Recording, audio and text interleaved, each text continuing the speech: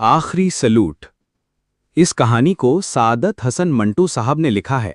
इस कहानी में हिंदुस्तान की आज़ादी के बाद कश्मीर के लिए दोनों मुल्कों में होने वाली पहली जंग के दृश्यों को प्रस्तुत किया गया है कि किस तरह दोनों देश की सेना भावनात्मक रूप से एक दूसरे के अनुरूप हैं, लेकिन अपने अपने देश के संविधान और कानून के पाबंद होने की वजह से एक दूसरे पर हमला करने पर विवश हैं। वही लोग जो विश्व युद्ध में एकजुट होकर लड़े थे, वो उस वक्त अलग अलग देश में विभाजित होकर एक दूसरे के खून के प्यासे हो गए। ये कश्मीर की लड़ाई भी अजीबोगरीब थी। सूबेदार रब नवाज का दिमाग ऐसी बंदूक बन गया था जिसका घोड़ा खराब हो गया हो। पिछली बड़ी जंग में वो कई महाजों पर लड़ चुका था, मारना और मरना जानता था। छोटे बड़े अफसरों की नज़रों में उसकी बड़ी तौकीर थी, इसलिए कि वो बड़ा बहादुर, निडर और समझदार सिपाही था। प्लाटून कमांडर मुश्किल काम हमेशा उसे ही सौंपते थे और वो उनसे ओहदा बरा होता था। मगर इस लड़ाई का ढंग ही निराला था। दिल में बड़ा वलवला, बड़ा जोश था। भूख प्यास से बेपरवाह सिर्फ एक ही लगन थी, दुश्मन का सफाया कर देने की। मगर जब उससे सामना होता तो जानी पहचानी सूरतें नजर आतीं।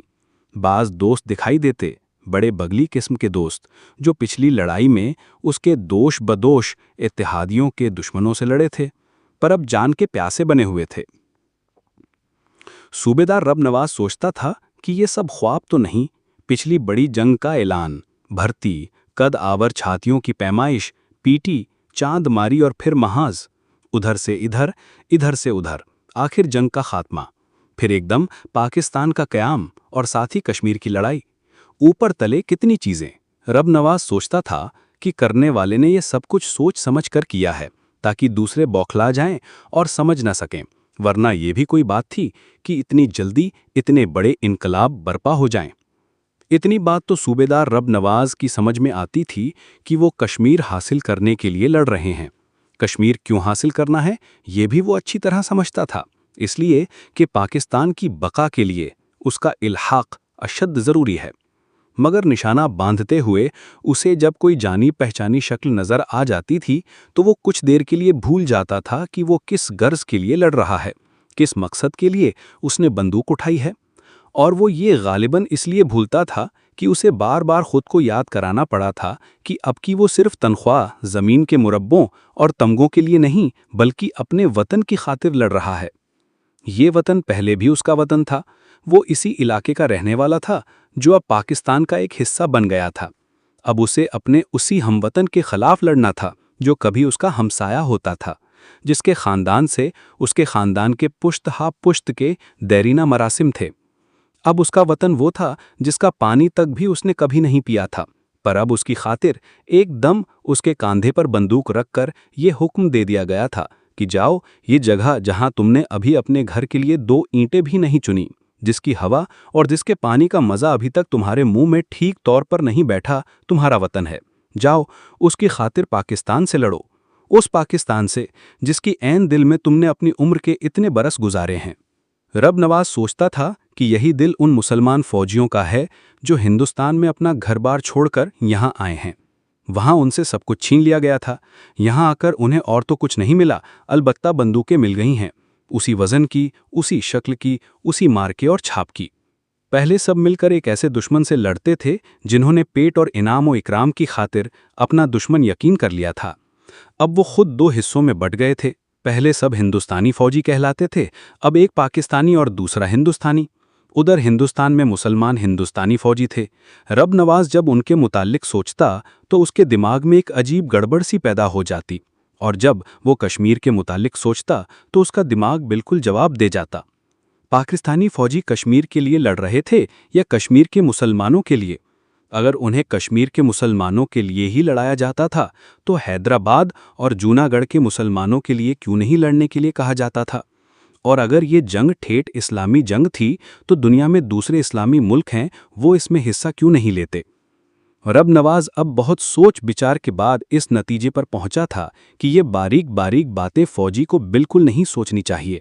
उसकी अक्ल मोटी होनी चाहिए, क्योंकि मोटी अक्ल वाला ही अच्छा सिपाही हो सकता है। मगर फितरत से मजबूर कभी कभी वो चोर दिमाग से उन पर गौर कर ही लेता था और बाद में अपनी इस हरकत पर खूब हंसता था। दरियारे किशन गंगा के किनारे इस सड़क के लिए जो मुजफ्फराबाद से करन जाती है, कुछ अरसे से लड़ाई हो रही थी। अजीबोगरीब लड़ाई थी। रात को बाज़ौकात आसपास की पहाड़ियां फायरों के बजाय गंदी गंदी गालियों से गूंज उठती थीं। एक मर्तबा सूबेदार रब नवाज अपने प्लाटून के जवानों के साथ शब खून मारने के लिए तैयार हो रहा था कि दूर नीचे एक खाई से गालियों का शोर उठा। पहले तो वो घबरा गया। ऐसा लगता था कि बहुत से भूत मिलकर नाच रहे हों और जोर जोर के कहकहे लगा रहे हों। वो बड़बड़ाया, खिंजीर के दुम, ये क्या हो रहा है?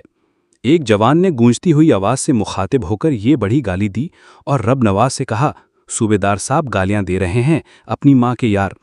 रब नवाज ये गालियां सुन रहा था, जो बहुत उकसाने वाली थीं। उसके जी में आई कि वो बज़न में बोल दे, मगर ऐसा करना गलती थी, चुनाचे वो खामोश रहा।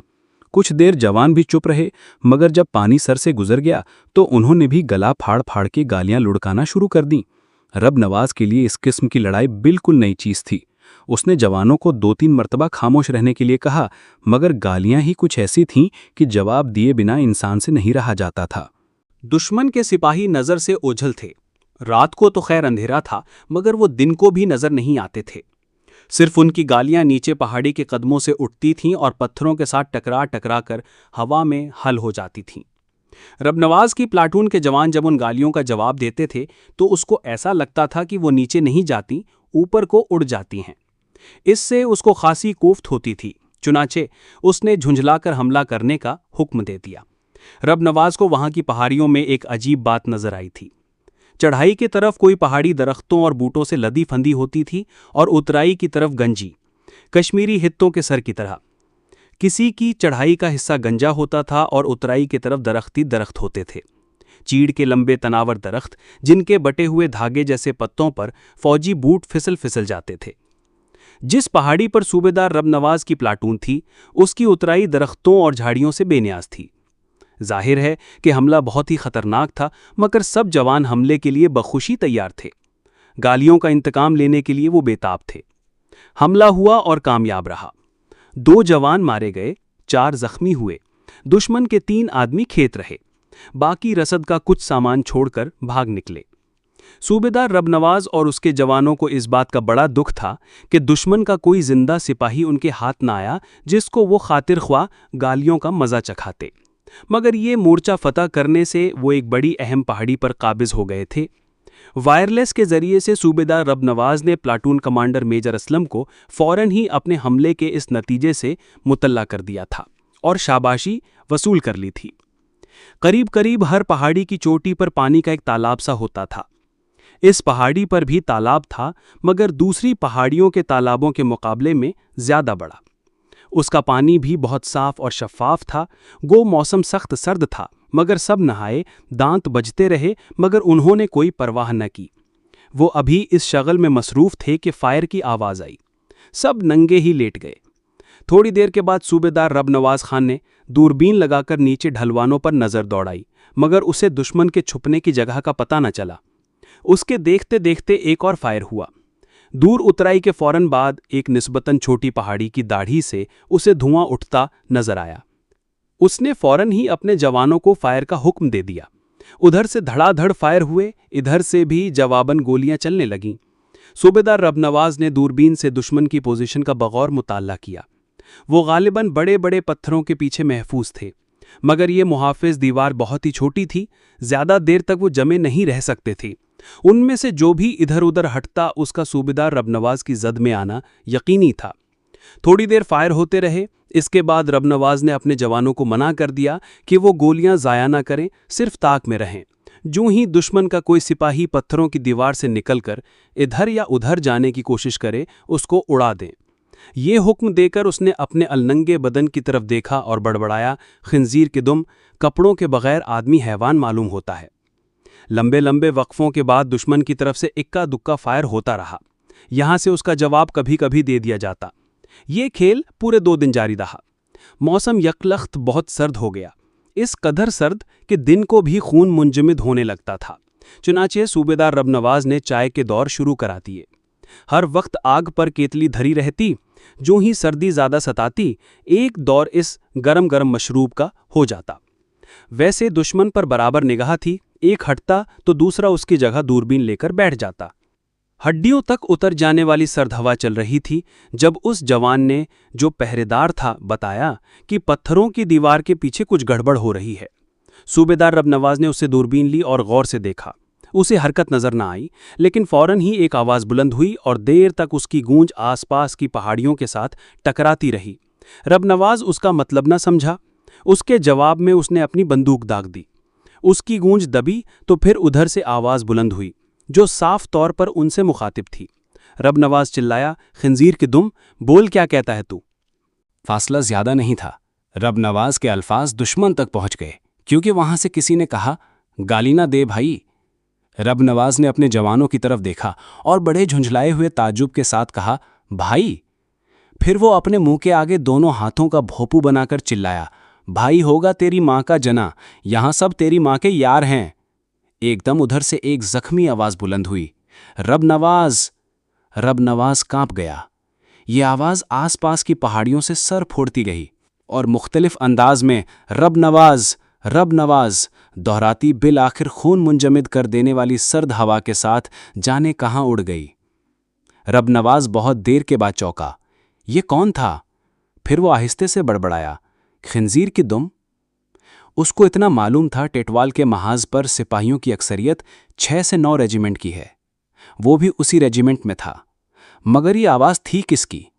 वो ऐसे बेशुमार आदमियों को जानता था जो कभी उसके अजीज तरीन दोस्त थे, कुछ ऐसे भी जिनसे उसके दुश्मनी थी चंद जाती अगराज की बिना पर। लेकिन ये कौन था जिसने उसकी गाली का बुरा मानकर उसे चीख कर पुकारा था? रबनवाज ने दूरबीन लगाकर देखा, मगर पहाड़ी की हिलती हुई छिदरी दाढ़ी में उसे कोई नजर न आया। दोनों हाथों का भौपू बनाकर उसने जोर से अपनी आवाज उधर फेंकी, ये कौन था? रबनवाज बोल रहा है, रबनवाज रबनवाज। ये रबनवाज भी कुछ देर तक पहाड़ियों के साथ टकराता रहा। रबनवाज बड़बड़ाया, खिंजीर की दुम। फौरन ही उधर से आवाज बुलंद हुई, मैं हूं राम सिंह। रबनवाज ये सुनकर यूं उछला जैसे वो छलांग लगाकर दूसरी तरफ जाना चाहता है। पहले उसने अपने आप से कहा, राम सिंह। फिर हलक फाड़ के चिल्लाया, राम सिंह, ओए राम सिंघा, खिंजीर की दुम। खिंजीर की दुम अभी पहाड़ियों के साथ टकरा टकरा कर पूरी तरह गुम नहीं हुई थी कि राम सिंह की फटी फटी आवाज बुलंद हुई, ओए कुम्हार के खोते। रबनवाज फूफू करने लगा। जवानों की तरफ रौबदार नजरों से देखते हुए वो बड़बड़ाया, बकता है, खिंजीर की दुम। फिर उसने राम सिंह को जवाब दिया, ओए बाबा टल के कढ़ा प्रसाद, ओए खिंजीर के झटके। राम सिंह बेतहाशा कह के लगाने लगा। रबनवाज भी जोर जोर से हंसने लगा। पहाड़ियां ये आवाजें बड़े खलंदरे अंदाज में एक दूसरे की तरफ उछालती रहीं। सूबेदार रबनवाज के जवान खामोश थे। जब हंसी का दौर खत्म हुआ तो उधर से राम सिंह की आवाज बुलंद हुई, देखो यार, हमें चाय पीनी है। रबनवाज बोला, पियो, ऐश करो। राम सिंह चिल्लाया, ओए ऐश किस तरह करें, सामान तो हमारा उधर पड़ा है। रबनवाज ने पूछा, किधर? राम सिंह की आवाज आई, उधर जिधर तुम्हारा फायर हमें उड़ा सकता है। रबनवाज हंसा, तो क्या चाहते हो तुम खिंजीर की दुम? राम सिंह बोला, हमें सामान ले आने दे। ले आ। ये कहकर उसने अपने जवानों की तरफ देखा। राम सिंह की तशवीश भरी आवाज बुलंद हुई, तू उड़ा देगा कुम्हार के खोते। रबनवाज ने भन्ना कर कहा, बक नहीं ओए, संतोख सर के कछुए। राम सिंह हंसा, कसम खा, नहीं मारेगा। रबनवाज ने पूछा, किसकी कसम खाऊं? राम सिंह ने कहा, किसी की भी खा ले। रबनवाज हंसा, ओए जा, मंगवा ले अपना सामान। चंद लम्हात खामोशी रही। दूरबीन एक जवान के हाथ में थी। उसने मानी खेज नजरों से सूबेदार रबनवाज की तरफ देखा। बंदूक चलाने ही वाला था कि रबनवाज ने उसे मना किया, नहीं नहीं। फिर उसने दूरबीन लेकर खुद ही देखा। एक आदमी डरते डरते पंजों के बल पत्थरों के अकब से निकलकर जा रहा था। थोड़ी दूर इस तरह चलकर वो उठा और तेजी से भागा और कुछ दूर झाड़ियों में गायब हो गया। 2 मिनट के बाद वापस आया तो उसके दोनों हाथों में कुछ सामान था। एक लहजे के लिए वो रुका, फिर तेजी से ओझल हुआ तो रबनवाज ने अपनी बंदूक चला दी। तड़ाक के साथ ही रबनवाज का कहकहा बुलंद हुआ। ये दोनों आवाजें मिलकर कुछ देर झंझनाती रहीं। फिर राम सिंह की आवाज आई, thank you, no mention. Rabnawaz ने यह कहकर जवानों की तरफ देखा, एक राउंड हो जाए। तफरीह के तौर पर दोनों तरफ से गोलियां चलने लगीं। फिर खामोशी हो गई। रब नवाज ने दूरबीन लगाकर देखा। पहाड़ी की दाढ़ी में से धुआं उठ रहा था। वो पुकारा, चाय तैयार कर ली राम सिंगा? जवाब आया, अभी कहाँ ओए कुम्हार के खोते। रब नवाज जात का कुम्हार था। जब कोई उसकी तरफ इशारा करता था तो गुस्से से उसका खून खौलने लगता था। एक सिर्फ राम सिंह के मुंह से वो उसे बर्दाश्त कर लेता था, इसलिए कि वो उसका बेतकल्लुफ दोस्त था। एक ही गांव में वो पलकर जवान हुए थे। दोनों की उम्र में सिर्फ चंद दिन का फर्क था। दोनों के बाप फिर उनके बाप भी एक दूसरे के दोस्त थे। एक ही स्कूल में प्राइमरी तक पढ़ते थे और एक ही दिन फौज में भर्ती हुए थे और पिछली बड़ी जंग में कई महाजों पर इकट्ठे लड़े थे। रब नवाज अपने जवानों की नज़रों में खुद को खफीफ महसूस करके बड़बड़ाया, खिंजीर की दुम अब भी बाज नहीं आता। फिर उसने राम सिंह से मुखातिब हुआ, भक नहीं ओए खोते की जूं। राम सिंह का कहकहा बुलंद हुआ। रब नवाज ने ऐसे ही शिस्त बांधी हुई थी। तफरीह के तौर पर उसने लबलबी दबा दी। तड़ाक के साथ ही एक फलक शगाफ चीख बुलंद हुई। रब नवाज ने फौरन दूरबीन लगाई और देखा कि एक आदमी नहीं, राम सिंह पेट पकड़े पत्थरों की दीवारों से जरा हटकर दोहरा हुआ और गिर पड़ा। रब नवाज जोर से चीखा, राम सिंह, और उछलकर खड़ा हो गया। उधर से बैक वक्त 3-4 फायर हुए। एक गोली रब नवाज का दायां बाजू चाटती हुई निकल गई। फौरन ही वो औंधे मुंह जमीन पर गिर पड़ा। अब दोनों तरफ से फायर शुरू हो गए। इधर कुछ सिपाहियों ने गड़बड़ से फायदा उठाकर पत्थरों के अकब से निकलकर भागना चाहा। उधर से फायर जारी थे, मगर निशाने पर कोई न बैठा। रब नवाज ने अपने जवानों को उतरने का हुक्म दिया। 3 फौरन ही मारे गए, लेकिन उफ्तानो खेजा बाकी जवान दूसरी पहाड़ी पर पहुंच गए। राम सिंह खून में लथपथ पथरीली जमीन पर पड़ा करहा रहा था। गोली उसके पेट में लगी थी। रब नवाज को देखकर उसकी आंखें तमतमा उठीं। मुस्कुराकर उसने कहा, ओए कुम्हार के खोते, ये तूने क्या किया? रब नवाज राम सिंह का जख्म अपने पेट में महसूस कर रहा था, लेकिन वो मुस्कुराकर उस पर झुका और दोजानू होकर उसकी पेटी खोलने लगा। खिंजीर की दुम, तुमसे किसने बाहर निकलने को कहा था? पेटी उतारने से राम सिंह को सख्त तकलीफ हुई। दर्द से वो चिल्ला चिल्ला पड़ा। जब पेटी उतर गई और रब नवाज ने जख्म का मुआयना किया, जो बहुत खतरनाक था, तो राम सिंह ने रब नवाज का हाथ दबाकर कहा, मैं अपना आप दिखाने के लिए बाहर निकला था कि तूने, ओए रब के पुत्र, फायर कर दिया। रब नवाज का गला रुंध गया। कसम वहदहू ला शरीक की, मैंने ऐसे ही बंदूक चलाई थी। मुझे मालूम नहीं था कि तू खोते का सिंह बाहर निकल रहा है। मुझे अफसोस है। राम सिंह का खून काफी बह निकला था। रब नवाज और उसके साथी कई घंटों के बाद वहां पहुंचे थे। इस अरसे तक तो एक पूरी मश्क खून की खाली हो सकती थी। रब नवाज को हैरत थी कि इतनी देर तक राम सिंह जिंदा रह सका है। उसको उम्मीद नहीं थी कि वो बचेगा। हिलाना जुलाना गलत था, चुनांचे उसने फौरन वायरलेस के जरिए से प्लाटून कमांडर से दरखास्त की कि जल्दी एक डॉक्टर रवाना किया जाए। उसका दोस्त राम सिंह जख्मी हो गया है। डॉक्टर का वहां तक पहुंचना और फिर वक्त पर पहुंचना बिल्कुल मुहाल था। रब नवाज को यकीन था कि राम सिंह सिर्फ चंद घड़ियों का मेहमान है। फिर भी वायरलेस पर पैगाम पहुंचाकर उसने मुस्कुराकर राम सिंह से कहा, डॉक्टर आ रहा है, कोई फिक्र ना कर। राम सिंह बड़ी नहीफ आवाज में सोचते हुए बोला, फिक्र किसी बात की नहीं, ये बता मेरे कितने जवान मारे हैं तुम लोगों ने? रब नवाज ने जवाब दिया, सिर्फ एक। राम सिंह की आवाज और ज्यादा नहीफ हो गई। तेरे कितने मारे गए? रब नवाज ने झूठ बोला, 6। और यह कहकर उसने मानी खेज नजरों से अपने जवानों की तरफ देखा। 6। राम सिंह ने एक एक आदमी अपने दिल में गिना। मैं जख्मी हुआ तो वो बहुत बददिल हो गए थे, पर मैंने कहा, खेल जाओ अपनी और दुश्मन की जान से। 6। ठीक है। वो फिर मासी के धुंधलकों में चला गया। रब नवाज, याद है वो दिन तुम्हें? और राम सिंह ने बीते दिन याद करने शुरू कर दिए। खेतों खलियानों की बातें, स्कूल के किस्से, 6x9 जाट रेजिमेंट की दास्तानें, कमांडिंग अफसरों के लतीफ़े और बाहर के मुल्कों में अजनबी औरतों से मुआशिक है। उनका जिक्र करते हुए राम सिंह को कोई बहुत दिलचस्प वाकया याद आ गया।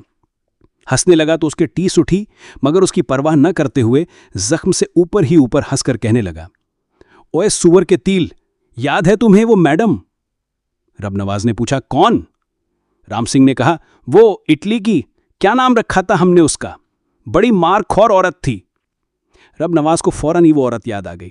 हाँ, वो मैडम मनीता फंतो, पैसा खत्म तमाशा खत्म, पर तुझसे कभी कभी रियायत कर देती थी मुसोलिनी को बच्ची। राम सिंह जोर से हंसा और उसके जख्म से जमे हुए खून का एक लोथड़ा बाहर निकल आया। सरसरी तौर पर जो पट्टी रबनवाज ने बांधी थी वो खिसक गई थी। उसे ठीक करके उसने राम सिंह से कहा, अब खामोश रहो। राम को बहुत तेज बुखार था। उसका दिमाग उसके बाइस बहुत तेज हो गया था। बोलने की ताकत नहीं थी, मगर बोले चला जा रहा था। कभी कभी रुक जाता, जैसे ये देख रहा है कि टैंकी में कितना पेट्रोल बाकी है। कुछ देर के बाद उस पर हैजानी कैफियत तारी हो गई, लेकिन कुछ ऐसे वक्फे भी आते थे कि उसके होशो हवास सलामत होते थे। इन्हीं वक्फों में उसने एक मर्तबा नवाज से सवाल किया, यार सच्चो सच बताओ, क्या तुम लोगों को वाकई कश्मीर चाहिए? रब नवाज ने पूरे खुलूस से कहा, हाँ राम सिंह, हाँ। राम सिंह ने अपना सर हिलाया, नहीं, मैं नहीं मान सकता, तुम्हें वरगलाया गया है। रब नवाज ने उसको यकीन दिलाने के अंदाज में कहा, तुम्हें वरगलाया गया है, कसम पंजतन पाक की। राम सिंह ने रब नवाज का हाथ पकड़ लिया। कसम ना यार यारा, ठीक होगा। लेकिन उसका लहजा साफ बता रहा था कि उसको रब नवाज की कसम का यकीन नहीं। दिन ढलने से कुछ देर पहले प्लाटून कमांडेंट मेजर असलम आया। उसके साथ चंद सिपाही थे, मगर डॉक्टर नहीं था। राम सिंह बेहोशी और नज़ा की हालत में कुछ बड़बड़ा रहा था, मगर आवाज़ इस कदर कमज़ोर और शिकस्ता थी कि समझ में कुछ नहीं आता था। मेजर असलम भी 629 जाट रेजिमेंट का था और राम सिंह को बहुत अच्छी तरह जानता था। रब नवाज से सारे हालात दरियाफ्त करने के बाद उसने राम सिंह को बुलाया। राम सिंह, राम सिंह। राम सिंह ने अपनी आंखें खोली। लेटे लेटे अटेंशन होकर उसने सल्यूट किया, मगर फिर आंखें खोलकर उसने एक लम्हे के लिए गौर से मेजर असलम की तरफ देखा। उसका सल्यूट करने वाला अकड़ा हुआ हाथ एकदम गिर पड़ा। झुंझलाकर उसने बड़बड़ाना शुरू कर दिया, कुछ नहीं होए राम सैया, भूल ही गया तू सुअर के नल्हा कि ये लड़ाई। राम सिंह अपनी बात पूरी न कर सका। बंद होती हुई आंखों से उसने रब नवाज की तरफ नीम सवालिया अंदाज में देखा और सर्द हो गया। उम्मीद है आपको वीडियो पसंद आई होगी। अगर वीडियो पसंद आई हो तो वीडियो को लाइक करें, चैनल को सब्सक्राइब करें और कमेंट बॉक्स में कोई नई बढ़िया सी कहानी सुनने के लिए उस कहानी का नाम टाइप करें।